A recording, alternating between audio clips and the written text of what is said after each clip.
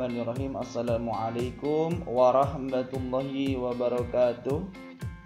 Salam sejahtera dan salam sehat buat teman-teman sekalian. Pada pertemuan dan kesempatan kali ini kita akan membahas 3 bab dalam satu pertemuan ini, yaitu mengenai uji signifikansi, uji determinasi, dan juga uji regresi. Mari teman-teman buka dulu worksheetnya. Silakan dibuka file Excelnya, dibuka juga aplikasi SPSS-nya. Nah, silakan dibuka dulu Excelnya ya. Jadi buat teman-teman yang barangkali sudah membuka laptopnya sejak tadi, dibuka dulu file Excelnya. Di situ bisa kita lihat, bisa digunakan data uji regresi linear atau uji signifikansi juga boleh, atau menggunakan uji determinasinya silakan. Yang jelas itu angkanya sama kok, dan kita akan membahas mengenai pengaruh kepramukaan terhadap kedisiplinan peserta didik. Dimasukkan saja, kita masukkan data dari Excel, silakan di copy paste ke aplikasi SPSS-nya, dan juga jangan lupa variable view-nya ya, kepramukaan dan kedisiplinan. Nah, buat teman-teman begitu. Dan mari kita lakukan analisis. Klik analyze gitu. Klik analyze dan klik regression, klik linear. Bisa juga diikuti panduan yang ada di buku. Nah, buat teman-teman, sebentar ya.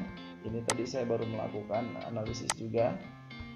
Nah, di sini ada 2 kotak, bahkan ada 5 ke bawah ya. Tapi yang kita gunakan ini hanya menggunakan 2 kotak analisis saja.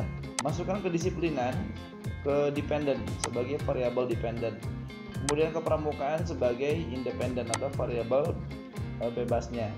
Langsung klik OK saja, seperti itu. Nah, ini hasilnya langsung muncul, dan teman-teman bisa bareng-bareng kita lakukan analisis ya. Di sini sudah saya copy pastekan. Jadi alangkah baiknya melakukan analisis itu copy paste saja dari file SPSS-nya, layar tampilannya ke Word. Nah, di Word-nya sudah saya siapkan juga. Ini biar lebih mempermudah teman-teman belajar menentukan analisis SPSS ya. Di sini sudah ada correlation. Korelasi itu pembelajaran pada pertemuan sebelumnya, tapi begini. Korelasi, signifikansi, dan determinasi itu sejalur. Artinya nggak mungkin bertolak belakang. Jadi hasil korelasi justru akan menentukan besarnya determinasi dan besarnya juga untuk uji signifikansinya. Kita akan lihat dulu. Sebelum melakukan uji signifikansi, ada namanya uji hipotesis ya. Uji hipotesis ini adalah ketika kita menentukan ada pengaruh atau tidak, sebenarnya kita sudah menentukan hipotesis. Hipotesisnya ada 2, yaitu hipotesis 0, di mana sebuah hipotesis di mana hipotesis ini menunjukkan tidak terdapat pengaruh kepramukaan terhadap kedisiplinan. Ada juga hipotesis alternatif yang menyatakan bahwa terdapat pengaruh kepramukaan terhadap kedisiplinan. Nah, hipotesis ini atau statement sementara ini perlu diuji nanti mana yang terbukti, dan cara membuktikannya dengan melihat hasil signifikansinya. Nah, ini ya. Ini dengan melihat hasil signifikansinya.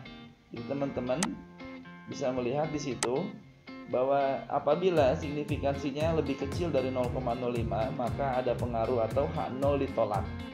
Tapi ketika signifikansinya lebih besar dari 0,05 maka menunjukkan tidak terdapat pengaruh. Dengan kata lain H0 diterima gitu ya. Dan di sini nanti kita akan lihat berapa sih besarnya signifikansinya. Silakan dilihat tabel ANOVA-nya tuh. Signifikansinya menunjukkan angka 0,000. Oke. Ya, angkanya 0,000. Artinya signifikansinya menunjukkan angka 0,000 lebih kecil daripada 0,05. Dengan demikian terdapat pengaruh. Dan lihat ya, pada tabel korelasi yang sebelumnya kita sudah kerjakan, itu hasilnya juga sama 0,000. Jadi kalau korelasinya menunjukkan terdapat pengaruh, biasanya hasil uji signifikansinya pun menunjukkan terdapat pengaruh. Saya ulangi, ketika uji korelasi menunjukkan angka menunjukkan ada hubungan, biasanya menunjukkan juga ada pengaruh pada uji signifikansinya, seperti itu. Nah, ternyata menunjukkan ada pengaruh. Ya, pengaruhnya sebesar apa sih? Nah, ini kita lihat. Sebelumnya kita lihat dulu korelasinya ya. Pada korelasi ini ada angka 0,757. Itu besar angka uji korelasinya, uji R hitungnya. R hitungnya menunjukkan 0,757 dan ini juga ada di tabel R. Jadi antara besarnya R hitung korelasi pada uji korelasi itu pasti ada di sini datanya. Jadi ketika Bapak ATT atau teman-teman di sini melakukan analisis, ternyata besarnya uji korelasi dengan uji determinasi berbeda, itu pasti ada kesalahan analisis atau Anda mungkin melakukan kesalahan analisis. Nah, di sini 0,757 dan ada R square. R square-nya 0,574. Apa itu R square? Nah, inilah yang kemudian dinamakan uji determinasi. Determine you, terpengaruh olehmu. Jadi gini, yang disebut determinasi adalah kepengaruhan. Kalau kata bahasa kitanya seperti itu gampangnya. Jadi berapa besar sih yaitu dipengaruhi oleh X. Nah, artinya berapa besar sih X itu mempengaruhi Y. Kalau dibolak-baliknya begitu ya, dengan kalimat aktif atau pasifnya. Nah, di sini ada angka 0,757. Dikuadratkan dikali 100%, maka angkanya ada 0,574. Dengan kata lain, bahwa terdapat pengaruh sebesar 57,4%, begitu. Nah, nanti redaksinya bisa teman-teman lihat di buku modulnya ya, di bab determinasi. Kemudian kita masuk ke bab regresi linear. Nah, di sini ada persamaan regresi itu rumusnya Y sama dengan A plus BX. Di sini ada 32,206, masukkan saja sebagai A-nya, variabel A-nya. Kemudian ada 0,666, masukkan saja, belakangnya biarkan tetap huruf X, seperti itu. Ini maksudnya apa Pak? Begini loh. Artinya kalau saja, lihat, perhatikan. Nah, ini kalau saja misalkan tidak ada variabel X-nya.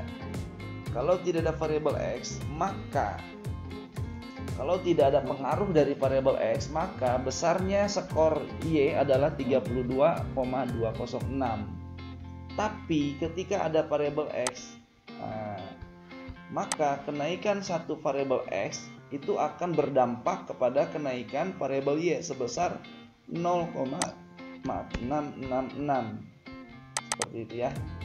Nah, tadi kita katakan kalau saja tidak ada variabel X, besarnya variabel Y cuma sebatas konstanta tetap, yaitu 32,206.